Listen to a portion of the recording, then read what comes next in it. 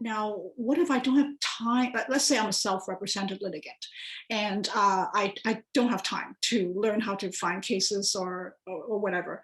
And I went to a hearing. Does that mean I'm doomed? You should find case law, but it does not mean you're doomed. The judge can do their own legal research. So that that is controversial on its. I mean, that's about whether they should be doing it. But I mean that theoretically, people can have different views about how much research a judge should do. Yes. But they are allowed to do research and to find their own case law.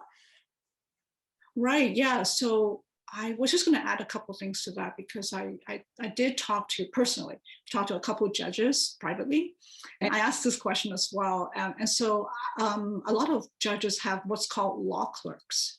So they're kind of like junior lawyers who assist them in legal research. And this was a federal court judge, though, but the federal court judge told me that they don't just rely entirely on the lawyers to provide case law. They also go find the case law, the leading cases themselves. And also, I'm going to put, so if you press on the I button above, I did have a conversation with Justice Janice Krieger earlier this year. Yes. So I'm going to put a link to that video as well, as she has some very interesting insight to share from a judge's perspective.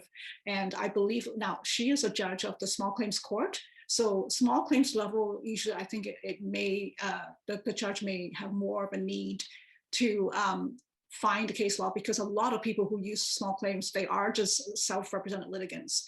So perhaps in that level of court, at that level of court, the judge may do a little bit more homework. Yeah. Like judges. What if I found cases that don't support my position? Do I still have to include those at a hearing, at the paperwork? If the case law is leading case law, let's say you're at the Superior Court and it's a Court of Appeal decision that's current and up to date, and it doesn't support you. Too bad. You have to bring it to the judge's attention. No! I can't just hide it and keep it to myself. If you hide it, then you're misleading the court. So you have to present it. But let's say you find a case that doesn't go your way. Right. But you're at the Superior Court and this case is at the small claims. And there's a lot of case law at the Court of Appeal that is in your is in your position, supports you. You're going to want to put the highest court, the most leading case law. So you want to put the Court of Appeal. Let's say that Court of Appeal decision is 2021 and that small claims case is from 2019, but the law has changed and the Court of Appeal has a recent decision, then you have to put that Court of Appeal decision before your Superior Court judge. Final question, I think. Small claims court or tribunals, like the lower level court. Should I gather case law for my hearing for these forums?